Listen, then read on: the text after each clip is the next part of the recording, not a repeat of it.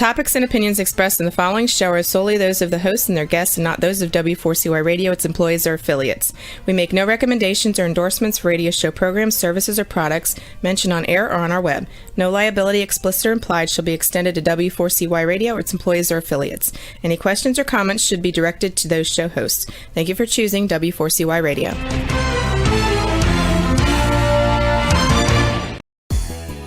Welcome back, everyone, to the Geeks, Geezers, and Googlization Show, the home of Googlization Nation, where we talk with HR and business thought leaders about the crazy shift going on in the world of business, technology, and HR. Here's your host, Ira Wolf, and co-host, Joyce Joya.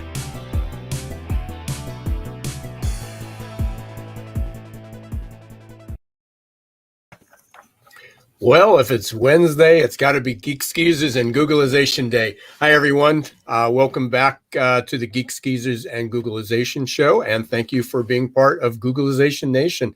It's been a kind of crazy and wild day.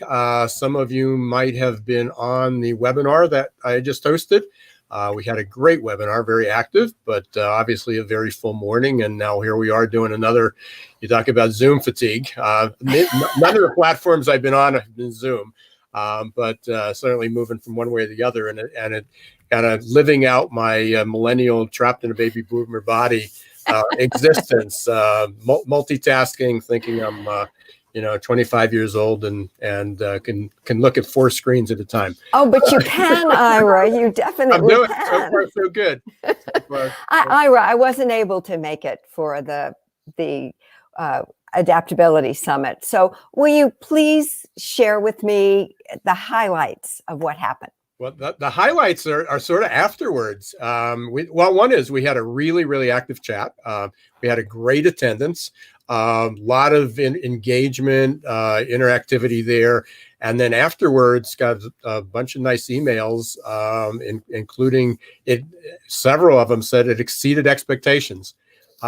We had people that locked in the beginning, and if you've been on webinars, you lose people throughout there.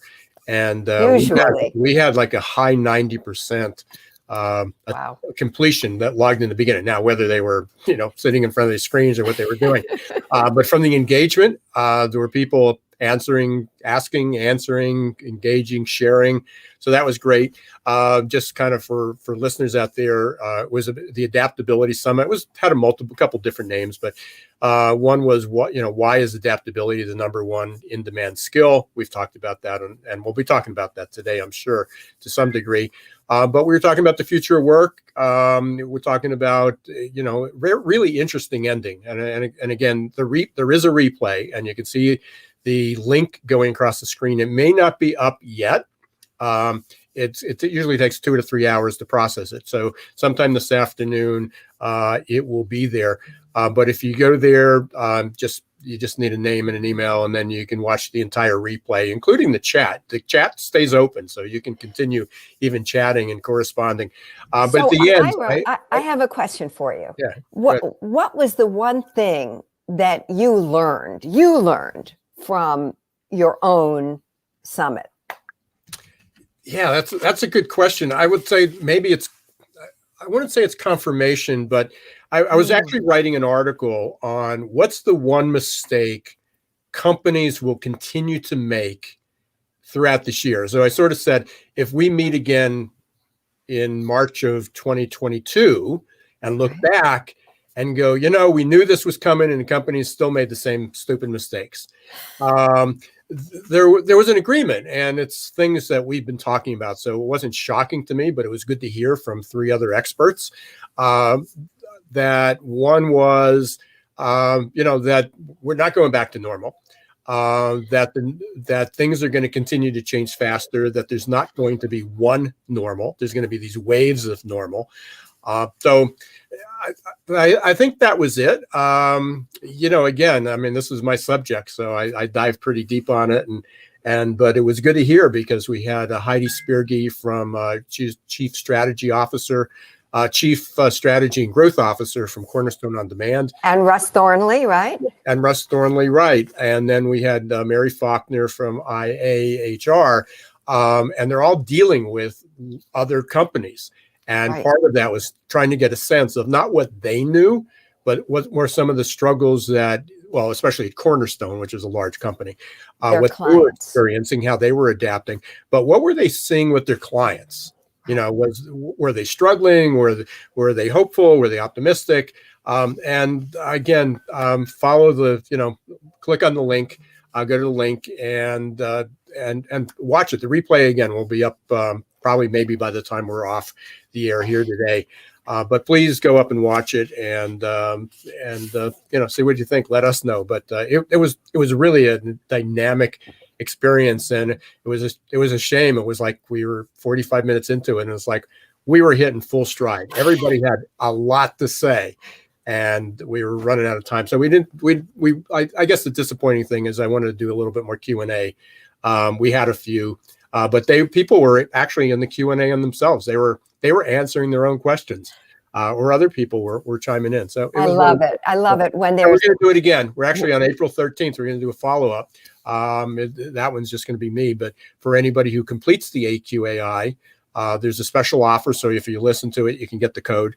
But if you do that, we're going to actually do a group debrief and talk about, people can share the results or ask questions about it. So you'll hear a little bit more about that. But today we've got some great guests. We do. And again, we're going to continue on this theme. We've got Bill Jensen, who you're familiar with. You know Bill. He's got a new way book. Back. The Day Tomorrow Said No. I love that title. I mean, it's one of those things. Is why did I think about that? I love that title. And then our second segment today, we're going to have Tom Bradbury. He has a new book, The Culture Project, and it's 30 days to reboot your organization.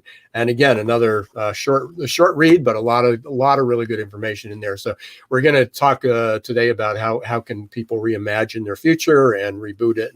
And really excited to have Bill. I just met Bill. Bill shares one of the top rankings in the Thinkers 360 with me. So that's how I met Bill. And again, one of the things that we learned throughout 2020. Met a lot of people we might not have met before because everybody was home doing things. Right. We were all on our screens, right?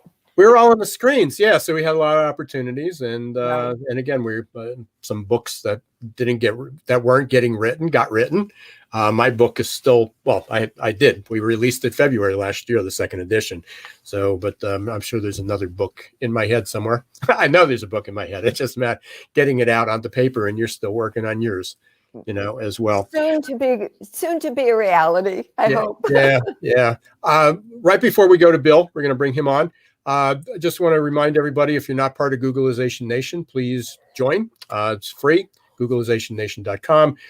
You will get weekly updates, things about like the webinar.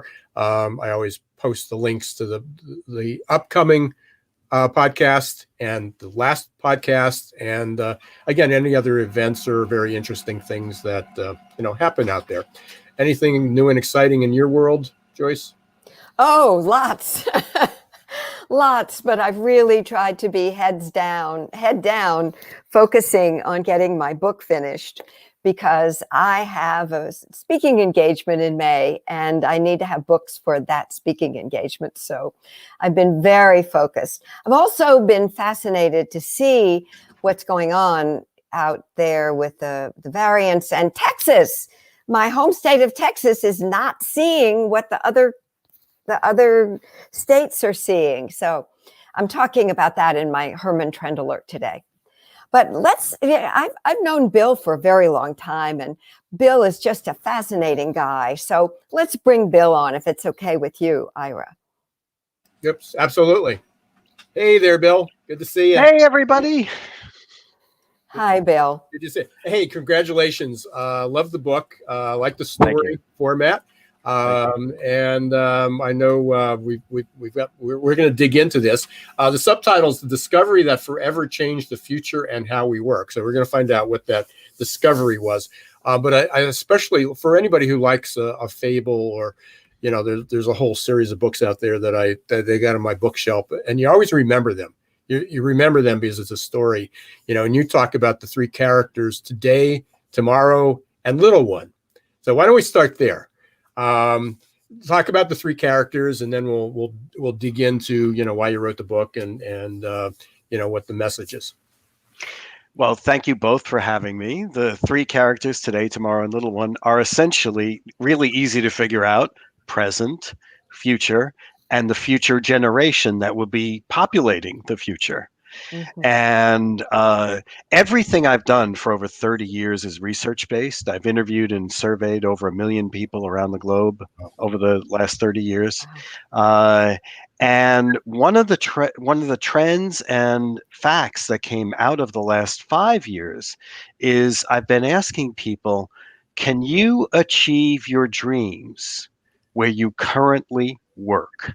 Now, both of you, give me a number from 0% to 100%. What percentage would you think said yes? Where I work, I can achieve my dreams.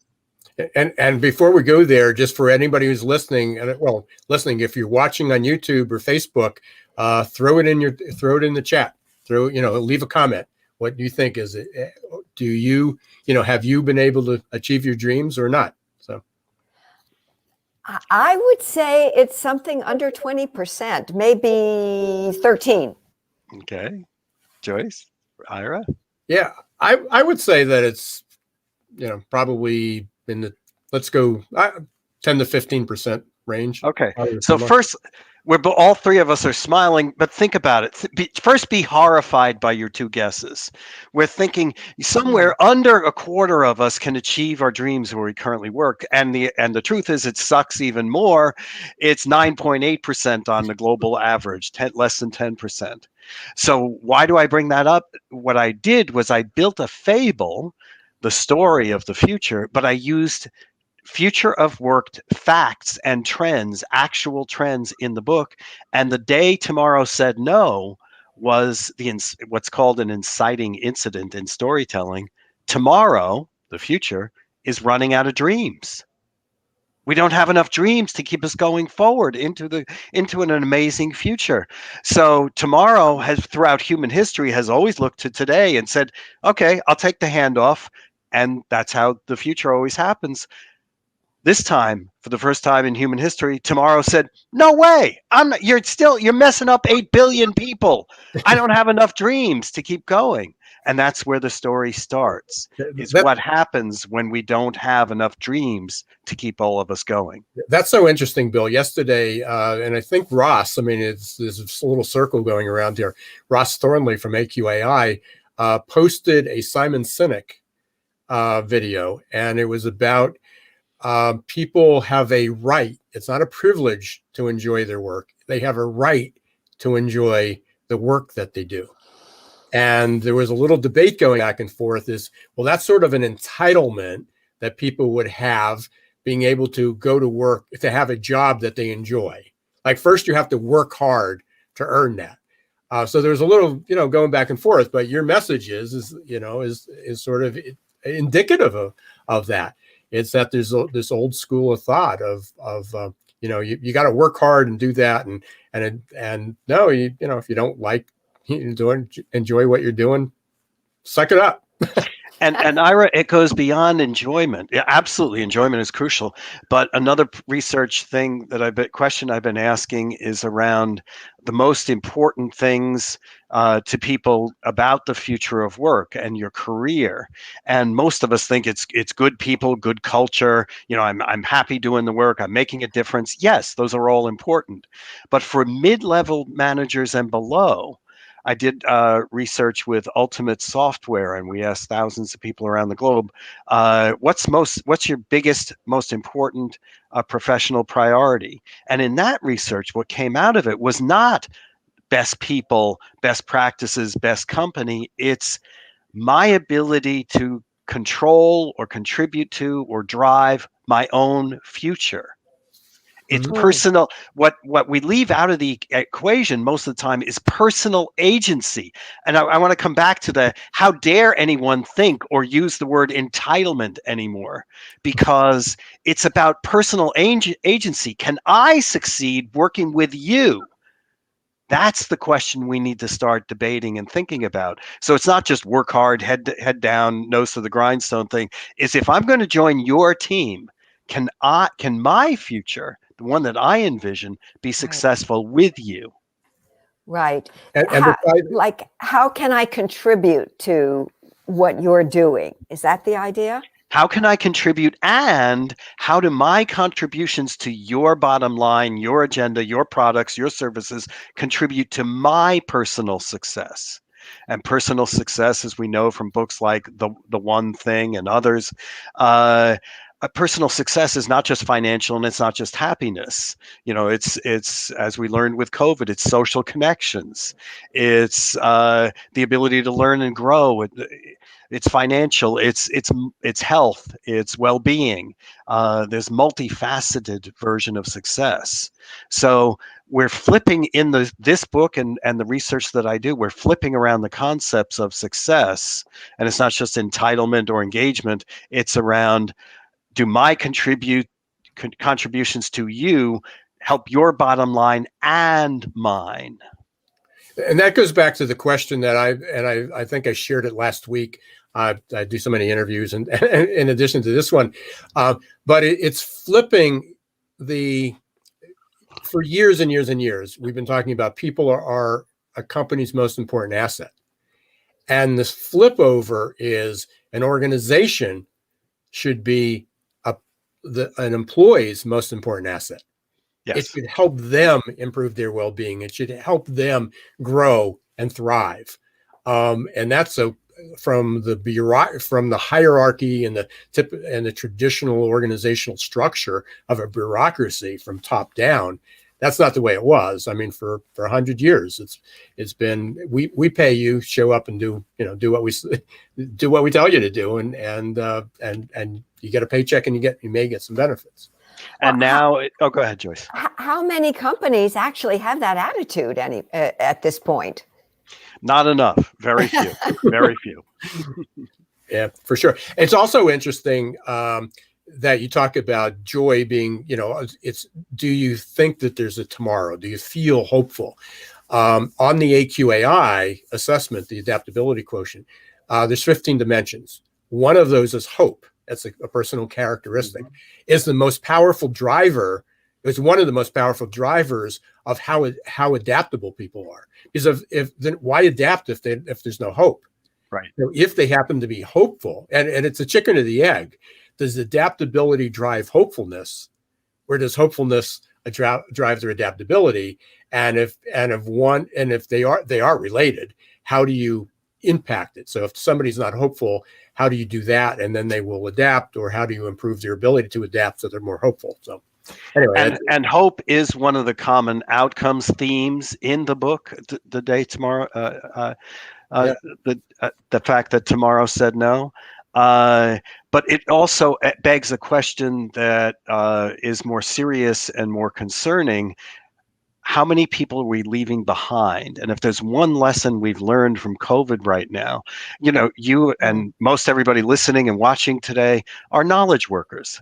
If we look at what COVID did to janitors, to waitresses, to cooks, to frontline workers who, really have to show up in order to earn a paycheck, we're looking at a huge divide around hope that the knowledge workers and maybe some students were able to thrive this year.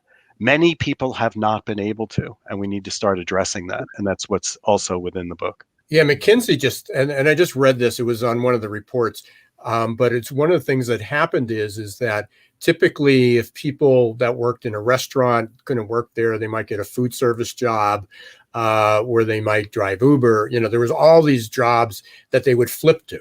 So if you couldn't get one job in one industry, you went to another industry. But all those jobs were being affected. 100% of those jobs, and a lot of them just aren't coming back. Exactly. So yeah, it was interesting because people lost that mobility from job to job because the multiple industries were eliminating those same level of jobs, that people went from working as a clerk in a retail store and then they got a restaurant job. Well, they're Right. both going away.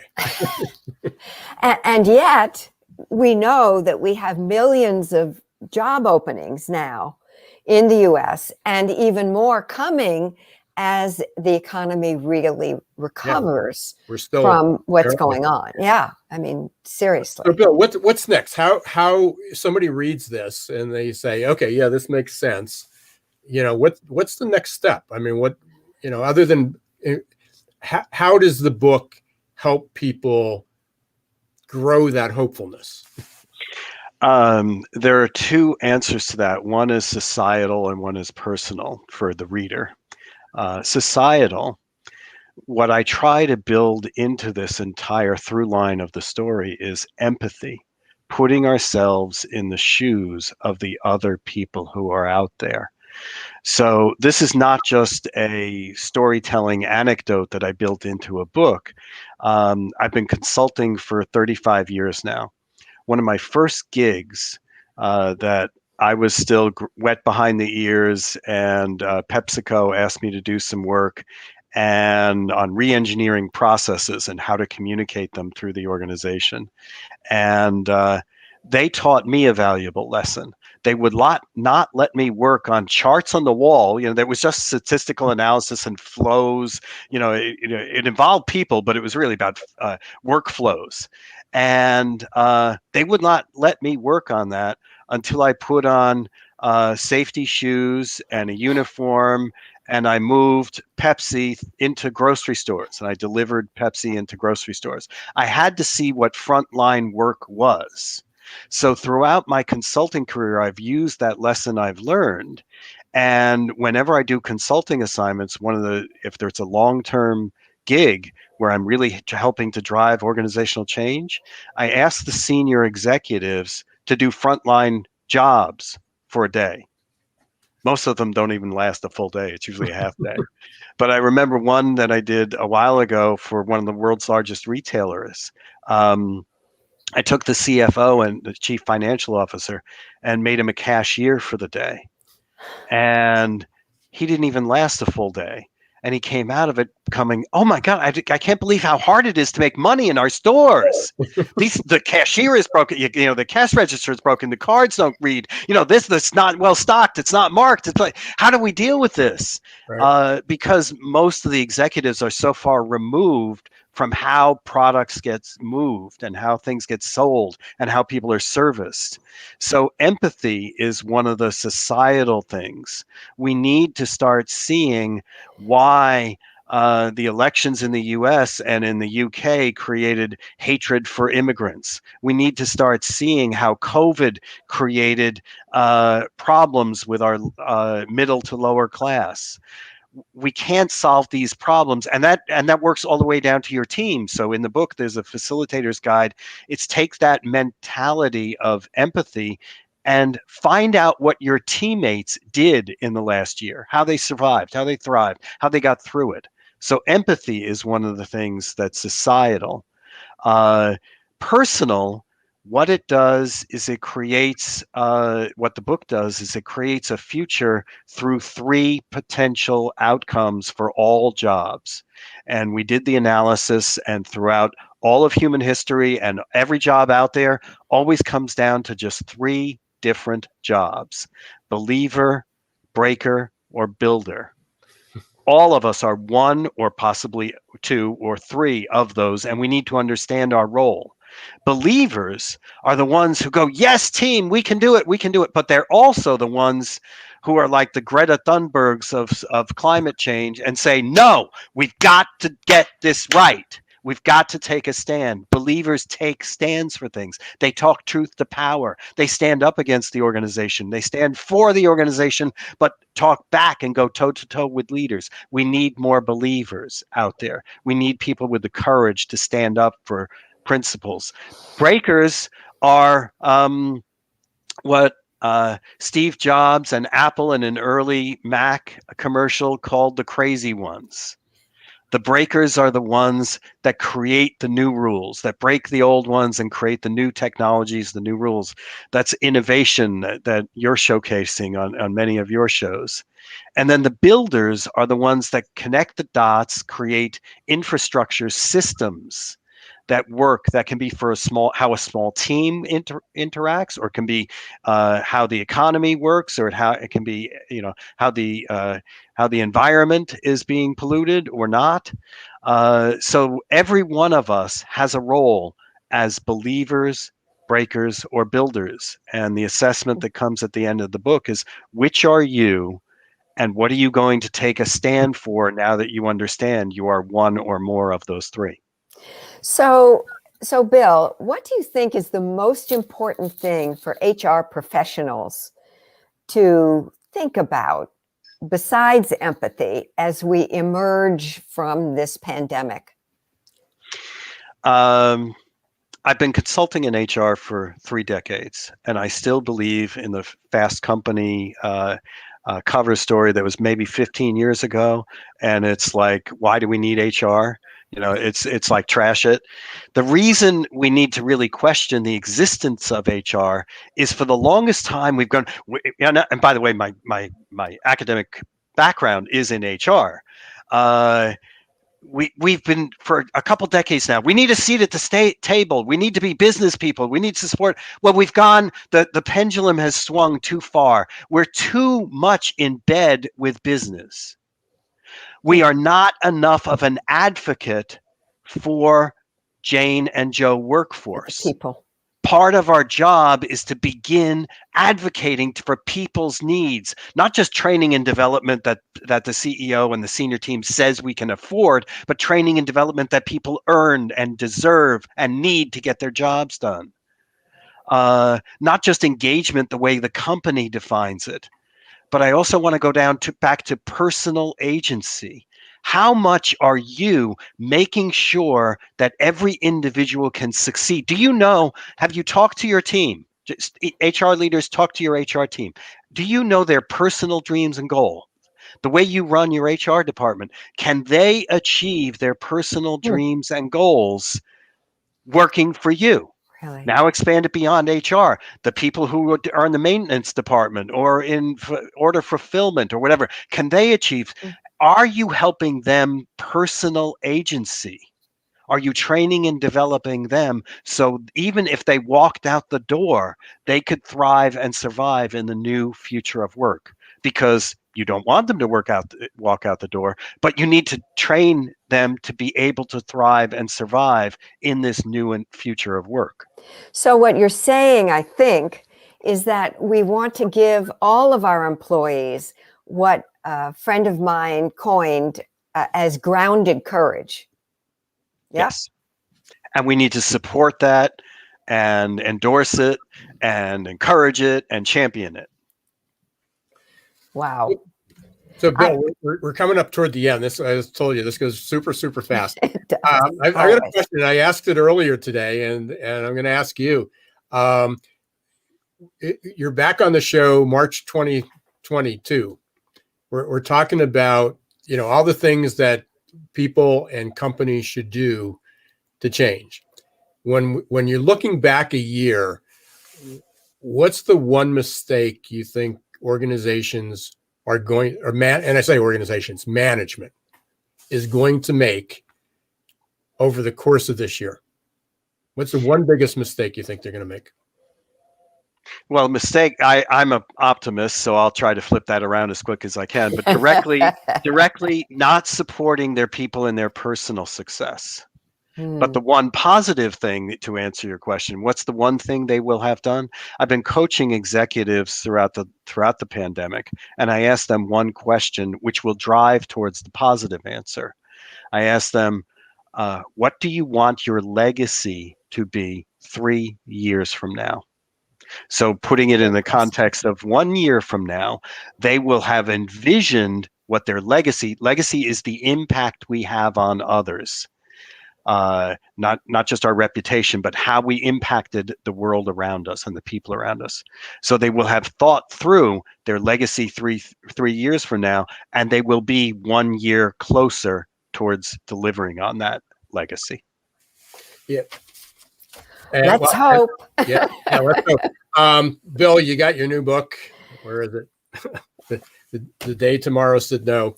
How can people get a hold of it? And by the way, just my recommendation, this is one of those books that you can have your team do. Doesn't take a big read, and have some great discussions around it. It's not just for management. It's not just somebody trying to figure out how to help others or lead or manage, but this is everybody. So it's one of those books that everybody could participate in. And it's one of those, hopefully one day I'll write a storybook as you did. So how to get it is go to www.tomorrowsaidyes, and it ends in .es. Scrolling across the bottom right there. Tomorrow Said Yes. Go there, and by the way, you can get it for free if you go there instead of Amazon. Definitely a place to do it. Any final thoughts, Bill, for our listeners? I recently saw that Ringo Starr had a birthday, and he signs out with peace and love. Peace and love. Good message. Good message. Thank you, Bill. Thank you, Bill. Congratulations again on the book. I'm sure we'll be talking. We'll be chasing each other on the Thinkers 360. Thank you all. Great to have you as our guest, Bill. Okay. Super nice, super good, and I'm very serious. I think it's one of those books that people can use and talk about, and easy read, for people. You don't have to be in the C-suite to be able to do it. But we have another great guest coming up, Tom Bradbury, with his new book, Culture Project. But before we do that, just want to thank everybody for listening to Geeks, Geezers, and Googlization, for being part of Googlization Nation. If you're not a member of Googlization Nation yet, go up to it and subscribe. You'll get our weekly update about webinars, different events. And right now, we're going to take a quick 90-second break and listen to our two sponsors, Ngomo, and brand new from Ngomo and Success Performance Solutions. We'll be back, and we'll be talking with Tom. Imagine growing great employees and advancing emerging leaders for less than $1 a day. The Ngomu app will support your employees in a myriad of ways, from career and personal development to health and wellness. No need to schedule and hold trainings. Just have them access over 90 coaches for live virtual group and one-on-one coaching for whatever topic they need or want to work on. Anytime, anywhere. Learn more at ngomu.com today. For many people, the bridge to the new normal is too far, too difficult, too scary. Waiting to get back to normal becomes a way of life, filled with fear and despair. But wait, why are those people who dare to travel to the new normal celebrating? Opportunity and growth? How can you get a piece of the action? The bridge between the past and the future, the status quo and the new normal, is adaptability. You have a choice. Which side of the future do you want to land on? Will it be coping and surviving or growing and thriving? Adaptability quotient is the new competitive edge.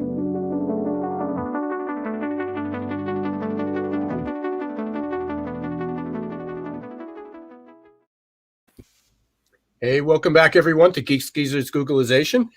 Thanks for being part of Googlization Nation. And we had a great first segment. If you missed it, go back and watch or listen to the replay with Bill Jensen. We were talking about the day tomorrow said no. It's a great little storybook about how you can adapt to the next wave as well. And now we're going to bring on our next guest, which is Tom Bradbury. Just met Bradbury. I'm sorry.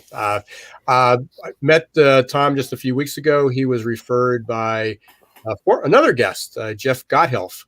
We talked about Sense and Respond. He wrote a book and was probably maybe 2 years from now, 2 years ago, way before the pandemic. But Tom's new book is called The Culture Project, 30 Days to Reboot Your Organization. And so hopefully Tom's going to join us shortly. There he is. Tom. Hey, Welcome, guys. Tom. Thank you. Thank you for having me. Hey, good to see you again. So I know you were in the green room. You were listening to what we were talking about. So obviously an obvious question is, well, two things. One is congratulations on the book. Thank you. And I listened to your interview with Jeff 2 weeks ago, was it? Yeah, a live interview. So got a little bit of background on there. But how does that segue? I mean, honestly, I mean, I haven't read it word for word, but I've flipped through it. 30 days to reboot an organization in, it sounds great, but it sounds like a lot. So.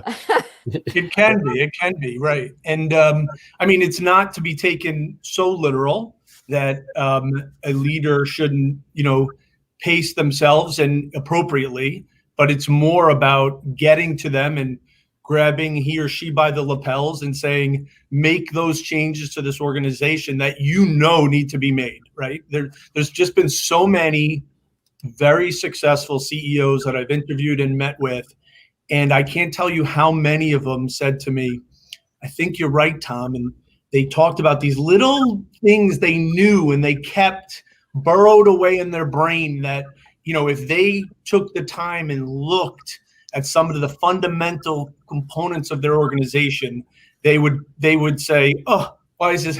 It sounds so great in the boardroom, but by the time it gets here, why is it doesn't have the same strategic value as it did in the conference room where we came up with this idea. So they know them and they kind of suppress them because it's difficult. It's difficult for any leader to initiate change because they know they're going to have to be the person that, does more than just endorse it. Once they witness these fundamental issues and how they can overcome them or change them, they have to roll their sleeves up.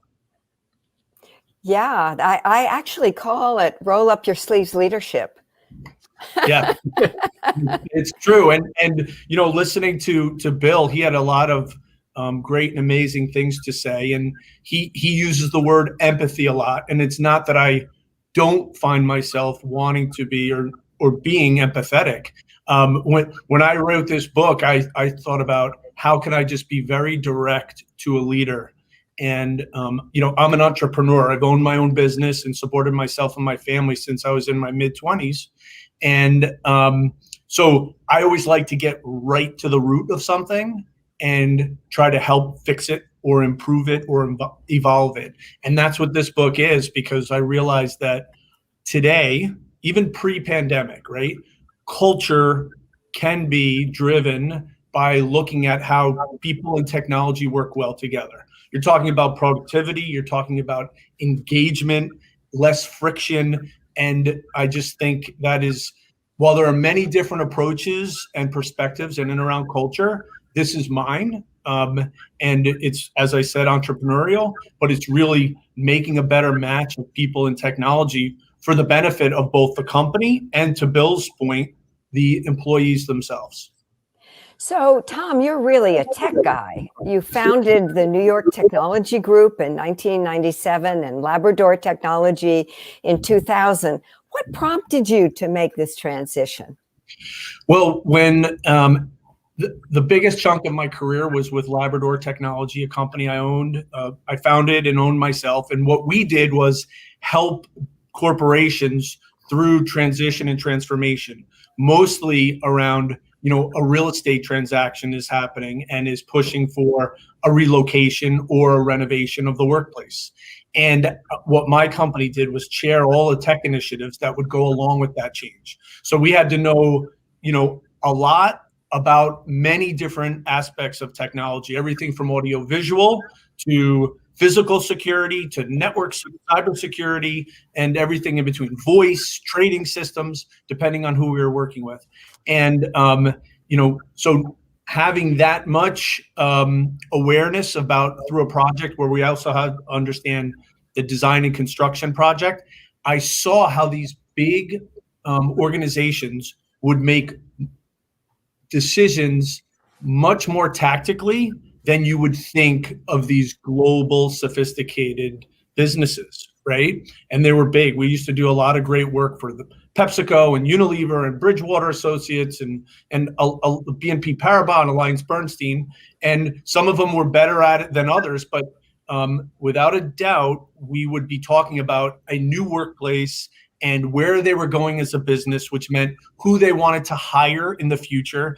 And sometimes the tools that they were thinking about going just to the next version of weren't really in lockstep with who they wanted to hire and what they wanted to be as a brand. So I noticed a lot of that and tried to add to that conversation more strategically. It was a little tough in that business arena.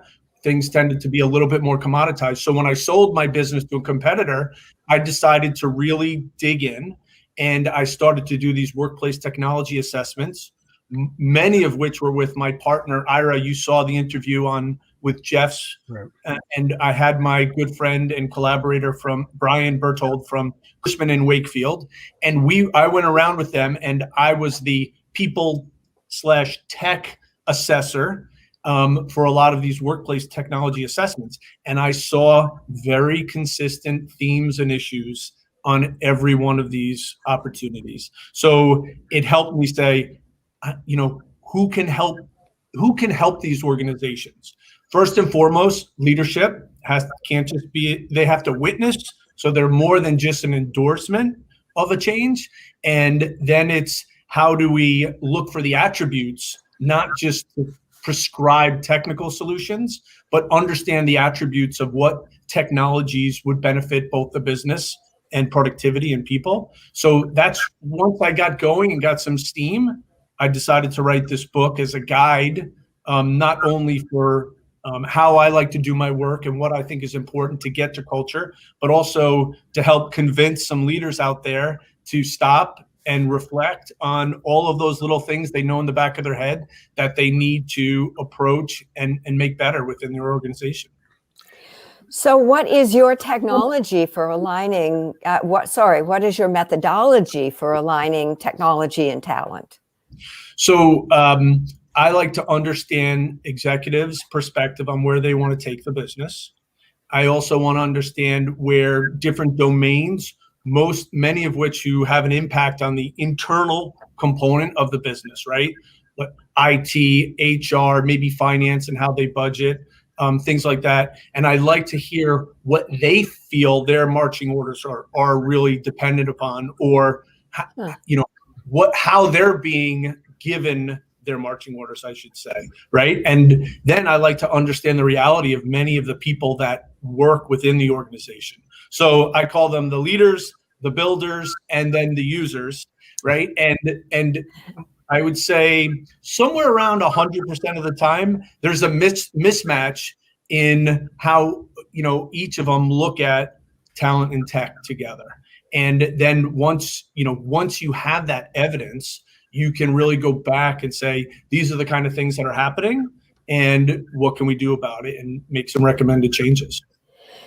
Tom, you mentioned this twice in different, and you said it differently, but you mentioned that some companies are really, were better than others. You did it and they were successful, but they were better than others. And then you said it in a slightly different way a few minutes ago.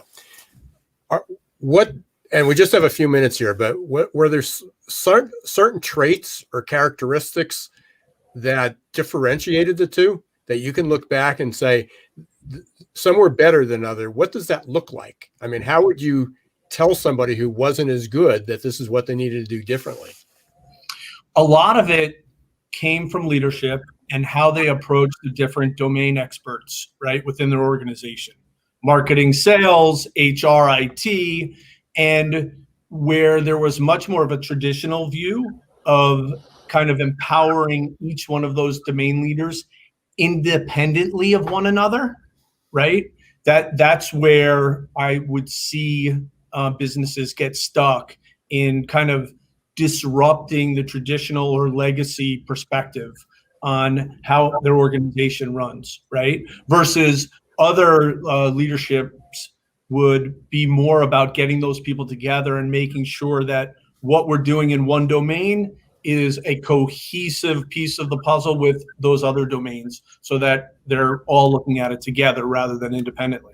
That was the most consistent thing. And, many people refer to it as silos.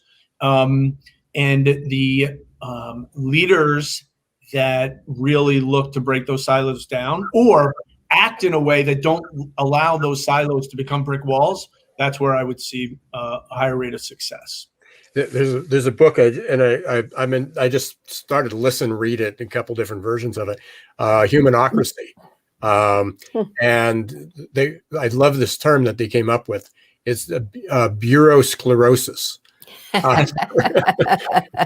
Yes. You talk about the fragile, is that the biggest challenge organizations face these days is bureausclerosis. So yeah, and some of these companies are so big, they have multiple CHROs, they have multiple CIOs, they have multiple, of everything, and it's really hard to kind of make it or bring some cohesion out of it. But I when someone says, Tom, who's your favorite or perfect client? I say, I love the middle market, right? Take $1 billion company. They're private. They're big enough to have real world sophisticated issues. Many of them probably hired a lot of their domain leaders for their operational prowess, right? And they do things very well, but they need to be challenged. And that leader of a firm like that, on one hand, they, if they want to, they can get in and put their arms around it and make significant change and set their business up for a brighter future. May we go back to your book for a moment, please? Sure. Sure. Tell us how you see that perhaps leadership teams could use that book to really transform their culture. And 30 days seems to be like supersonic. Right. Well, I say in the intro that, I don't mean that to be literal 30 days. However, I do want to present it in a way where it's digestible to a leader to take the time and go look at some of the fundamental interactions within their business, right? And if they do, so if I wrote a book that said, I'm being a little dramatic, 10 years to get, I don't have time for that, right? So I'm trying to get them to get in and read it, and I think they'll see quickly that they can, hire someone like me to help them through it, right? But also it'll also give them an idea of how they can get in quickly and look and find the evidence they need to go address those things that are in the back that they've suppressed that they need to take on. And where can they get the book? How can they reach? I can't talk. How can they get a hold of you? Run out of juice here. That's okay. Thank you. Amazon, this is the book, The Culture Project, 30 Days to Reboot Your Organization. And I can be found on LinkedIn, Tom Bradbury, or my email address, which is tom@helix, HELIX, 2.us. Tom, congrats on the book. Really appreciate you being here. We've talked about getting you back for a longer segment down the road. And hopefully you'll have some maybe case studies or some examples that you can share with us. But really appreciate you being here. Thanks. Great. Thank you both. Thank you, Tom. Okay. Stay safe. Bye. Take care. Again, another supersonic 50 minutes. Oh my gosh. Yeah, it is. I mean, we've got great guests and the opportunity to pair a few people with one another and dovetail off that really creates some interesting conversation. So appreciate it. And we appreciate you, everybody that listens and watches to Geeks, Geezers, and Googlization. We're live every Wednesday, 1 p.m. Eastern time on YouTube, Facebook, and a couple other places. And then many of you are probably watching on a replay or the podcast. We're on nearly every podcast that's out there. Please subscribe to the podcast. Please rate. Googlizationnation.com. Yeah, please let us know how we're doing. Please rate it. Hopefully we can get some 5 stars out there. If there's guests you want to hear, topics you want to hear, please let us know. Yeah, please do. And again, this is Ira Wolf and Joyce Joya. We're here every Wednesday, 1 p.m. Eastern Time, Geeks, Geezers, Googlization. Don't forget to subscribe to Googlization Nation and also to HermanTrendAlert.com. You can go up and get Joyce's newsletter. We didn't talk about what's today's topic. What's going on? Today's topic is, where are we now in terms of COVID-19 variants, vaccinations, and what do people need to know as we emerge. How fitting. So again, continuation on the theme. So until next week, don't let the shift hit your plans. Bye, everyone.